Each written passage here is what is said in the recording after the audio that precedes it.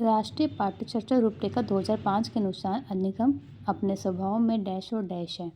तो एनसीएफ में साफ कहा गया है, एनसीएफ 2005 में 2 वर्ड यूज किए गए कि अधिगम एक सक्रिय और सामाजिक प्रक्रिया है। तो आपका आंसर यही होना है। विद्यार्थियों को स्वतंत्र रूप से चिंतन करने, जो भी स्मरण शक्ति बढ़ाता है, चिंतन करता है, सोचता है तथा प्रभावी शिक्षार्थी बनने में सक्षम बनाने हेतु शिक्षक को महत्वपूर्ण क्या है? विद्यार्थियों को सिखाना कि किस प्रकार वह अपने अधिगम जो भी वो सीखता है को अन्वेषण करें। तो आपका ये ऑप्शन यही ठीक है। पुरस्कार देना, खंडों में बांटना, सब बेस्ट ऑप्शन आपका ये आएगा। पूर्ण स्मरण करना, हमें पूर्ण स्मरण नहीं करवाना होता बच्चे को, तो पहला ऑप्शन ही आपका ठीक है। यदि कोई शिक्षिका चाहे कि उन्हें विद्यार्थी समस्या समाधान कौशल प्राप्त कर ले, समस्या समाधान में क्या है कि बच्चा हर प्रॉब्लम को सॉल्व कर ले, वो सोचे समझे कैसे करना चाहिए, क्या करना चाहिए, हमको कैसे उस प्रॉब्लम को सॉल्व करें। अगर उसे उस प्रॉब्लम सॉल्व नहीं हो रही तो वो लोगों से पूछे कि हमें इसे ऐसे कैसे सॉल्व करना है, अपनी तर्क शक्ति का उपयोग करें, तभी हम किसी समस्या का समाधान कर सकते हैं। तो पहला है रटना, हमें किसी भी चीज़ को रटाना नहीं है। बहुविकल्पी पर्सन, इसमें तो आपको बहुत सारे ऑप्शन दे देंगे तो उसमें एक ऑप्शन आपको टिक करना, तो आपका ये ऑप्शन भी नहीं हो सकता, इसमें बच्चा सोच नहीं रहा। अभ्यास करना, बार बार अभ्यास करना भी ठीक नहीं है। पूछना, तर्क करना, निर्णय लेना, यही आपका जो ऑप्शन है, यही आपके ज्ञान को आगे बढ़ाएगा। कक्षा तक पहुँचने वाले बच्चों की भोली अवधारणा को जानना। भोली अवधारणा क्या होती है? बच्चे का पूर्व ज्ञान, जो उसने अपनी पहले की नॉलेज उस बच्चे के पास है, शिक्षक के किसी उद्देश्य की पूर्ति नहीं करता। ऐसा तो है नहीं कि बच्चा अगर पूर्व ज्ञान लेके आ रहा है तो उसके लिए कोई इम्पोर्टेंस ही नहीं है। शिक्षक के हौसले को पस्त कर देता है क्योंकि उसका कार्यभार बढ़ता नहीं। अगर बच्चे को पहले से ही कोई ज्ञान है तो वो कुछ ना कुछ बच्चे शिक्षक को फ़ायदा ही करेगा। शिक्षक के लिए अपने शिक्षक को अधिक सार्थक बनाने और योजना बनाने में सहायक होता है, रुकावट भी नहीं करता। तो ये ऑप्शन आपका थर्ड ठीक है। निम्नलिखित में से कौन सा तत्व अधिगम को प्रभावित करता है? शिक्षार्थी का प्रेरण, उत्प्रेरित बच्चा होगा तो विद्यार्थी उत्प्रेरित होगा तो क्या होगा, उससे टीचरों को बेनिफिट ही होगा। शिक्षक की परिपक्वता, अगर एक बच्चा मैच्योर है, परिपक्व है, तो उससे एक टीचर को अपनी शिक्षण विधियाँ, उनका लेसन प्लान सब कुछ बनाने में उसको बेनिफिट होगा। शिक्षण युक्तियाँ, ये भी इम्पोर्टेंट है। शिक्षक की शारीरिक और संवेगात्मक स्वास्थ्य, अगर बच्चा शारीरिक और संवेगात्मक रूप से स्वस्थ है तभी वो किसी भी ज्ञान को, कुछ भी काम को वो सीख सकता है। तो आपका ABCD ऑप्शन चारों ठीक है। ऑप्शन क्वेश्चन 21, सार्थक अधिगम। सार्थक अधिगम क्या होता है? जब बच्चा अपने निजी अनुभव में, अपने प्राइवेट अनुभव जो होते हैं, जो बच्चा सीख के आता है उससे अपने ज्ञान का विकास करता है, तो सार्थक अधिगम कहा जाता है। वयस्कों और अधिगम सक्षम साथियों का अनुकरण, ऐसा नहीं है कि हमें वयस्क जो भी है उनके के साथियों का खाली अनुकरण, रट्टाफिकेशन करना है बच्चे का, नहीं। उद्दीपक उत्तर के बीच युग्म संचार नहीं। दी गई सूचना का निष्क्रिय, बच्चों को निष्क्रिय ग्रहण तो कभी करना, सक्रिय रूप से ग्रहण करता है बच्चा। निजी अनुभव से ज्ञान की संरचना का सक्रिय निर्माण, आपका डी ऑप्शन ठीक है। विद्यार्थी के प्रभावशाली अधिगम के लिए निम्नलिखित में से कौन सा शिक्षक के प्रारंभिक कार्यों में से एक नहीं है? विद्यार्थियों को उन धारणा को जाना जिन्हें लेकर कक्षा में आते हैं, ये तो आपका सही है क्योंकि बच्चा कुछ न कुछ धारणा अपने स्कूल जब वो आता है वो लेके आता है। विद्यार्थियों की उपदेशात्मक विधि से सूचना प्रदान करना, तो आपको उपदेशात्मक विधि इसमें नहीं आएगा। प्रभावशाली अधिगम में इस ऑप्शन को नहीं लिया जा सकता, ये इस विधि का यूज़ नहीं होता। विद्यार्थियों से उच्चतम स्तर के प्रश्नों के उत्तर की अपेक्षा करना, ये सही है। बच्चों को सिखाना है कि वे अपने अधिगम के प्रयासों को कैसे देखें, उसमें सुधार कैसे कर सकते हैं। तो आपका जो सेकंड ऑप्शन है वो गलत है क्योंकि हमेशा प्रभावशाली अधिगम के अंदर उपदेशात्मक विधि का यूज़ नहीं किया जाता।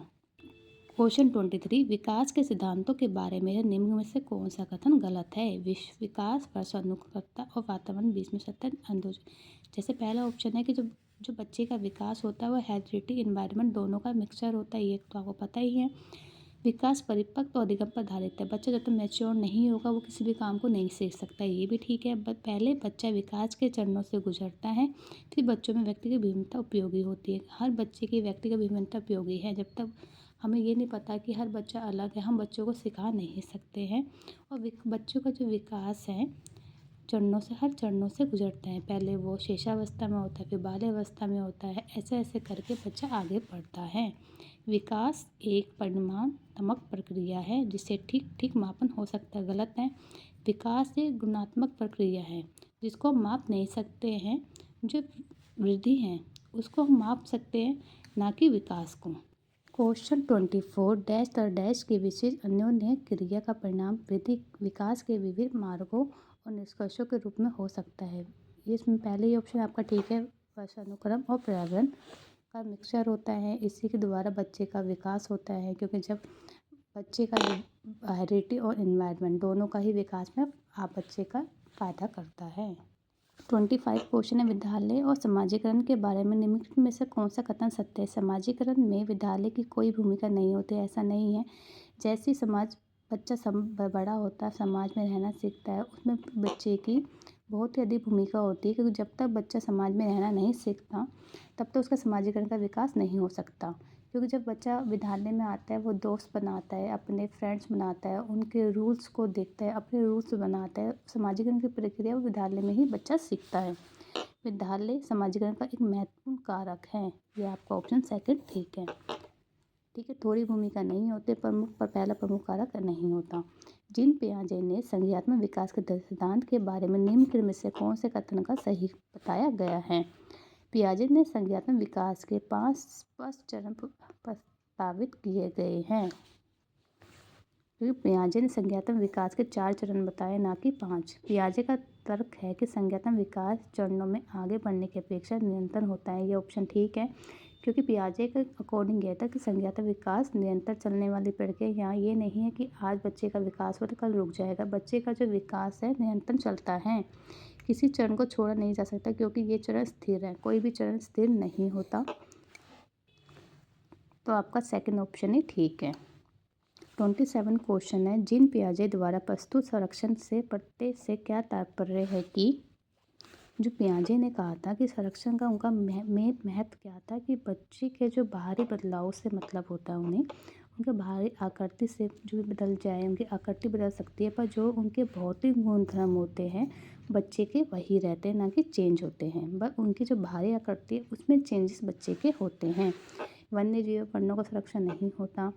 परिकल्पना विविधता परीक्षण से सही निष्कर्ष पहुंचना ये भी नहीं होता। दूसरों के परिदृश्यों को ध्यान में रखने का महत्व संज्ञानात्मक क्षमता है, ये नहीं होता। बस ये है, उन्होंने कहा था कि संरक्षण क्या मतलब है कि बच्चे की जो बाहरी आकृति है वो चेंज होती है, भौतिक गुणधर्म वही रहते हैं। 28 क्वेश्चन है हार्वर्ड गार्डनर ने बहुबुद्धि सिद्धांत दिया था, उनके अकॉर्डिंग ने बुद्धि के प्रकार दिए, अंतर अवस्था बताई गई है। तो इसमें आपको मिलान करना है। संगीतात्मक क्या उनकी बुद्धि होती है, जैसे कोई भी संगीतकार है, जैसे वायलिन वादक, आ गया फोर्थ। भाषिक बुद्धि का हो गया जो भाषा का जिसको अधिक ज्ञान होता है, कवि। अंतर व्यक्तिगत की हो गई, चिकित्सक, डॉक्टर्स वगैरह हो गए, चिकित्सक आ जाएगा। स्थानिक हो गए, जितने मूर्तिकार हो गए वो सारे इसके अंदर रहते हैं, तो ये मूर्तिकार डी ऑप्शन। तो आपका ऑप्शन पहले का फोर्थ, सेकंड का सेकंड, थर्ड का फर्स्ट, तो आपका ये थर्ड ऑप्शन ठीक है। लेव वाइगोत्स्की के अनुसार लेव वाइगोत्स्की ने क्या था, सामाजिक विकास का सिद्धांत दिया था। इनके अकॉर्डिंग भाषा का विकास, भाषा पहले बच्चा सीखता है, विचार बच्चे का बाद में आते हैं। तो भाषी विकास मानव चिंतन के स्वभाव को बदल देता है। जैसे बच्चे का जब भाषा का विकास होता है तो उनका जो मानव का चिंतन करने का स्वभाव भी बदल देता है। आपका यही ऑप्शन सही होगा, क्योंकि वयस्कों और साथियों के अंतोक्रिया करने की भाषा के विकास में कोई भूमिका नहीं होती। ऐसा तो कोई बोला ही नहीं है इन्होंने। भाषिक विकास में संस्कृति की भूमिका बहुत कम, इन्होंने संस्कृति को बहुत अधिक महत्व दिया, क्योंकि सामाजिक विकास को इन्होंने अधिक फोकस किया है। बच्चे भाषा अर्जन की एक युक्ति में कोई भाषा सीखते हैं, कोई नहीं। तो कोई का ऑप्शन, आपका ऑप्शन गलत है, तो पहला आंसर आपका ठीक है। लास्ट क्वेश्चन है लॉरेंस कोहलबर्ग ने नैतिक तर्क के सिद्धांत की अनेक बातों के लिए आलोचना की जाती है। इस आलोचना के संदर्भ में निम्न में से कौन सा कथन सही है। इनके ने क्या था, कोहलबर्ग ने नैतिक विकास का सिद्धांत दिया था, पर उन्होंने एक चीज़ की इनकी आलोचना क्यों की जाती है, क्योंकि इन्होंने जो भी प्रयोग किए, जो भी इन्होंने सिद्धांत दिए, प्रयोग किए, इन्होंने सिर्फ पुरुषों पे किए, ना कि महिलाओं पे। इनकी एक ही आलोचना है। तो पहला कथन है, अपने सैद्धांतिक रूपरेखा पर पहुंचने के लिए कोहलबर्ग ने पियाजे के सिद्धांतों को दोहराया। ऐसा तो नहीं है कि उन्होंने पियाजे के सिद्धांतों को नहीं दोहराया। कोलबर्ग ने नैतिक तर्क के प्रत्येक स्वपूर्ण के लिए विशेष उत्तर नहीं दिया है, ऐसा भी नहीं है। कोलबर्ग का सिद्धांत बच्चों के प्रत्युत्तरों का ध्यान केंद्रित नहीं करता, ऐसा भी नहीं है। कोलबर्ग ने अपने अध्ययन में मूलतः पुरुषों के नमूनों पर आधारित रखा है। तो ये ऑप्शन ठीक है, क्योंकि उन्होंने जो प्रयोग किए, जो भी किए, वो पुरुषों पे किए थे, ना कि महिलाओं पे। मैंने 30 नंबर के जो क्वेश्चन आपके पेपर्स में आ रखे हैं वो पूरे एक्सप्लेन करके समझा दिए गए हैं। आप पूरी वीडियो देख सकते हो, समझ सकते हो। इसी टाइप के आपके क्वेश्चन पूछे जाते हैं।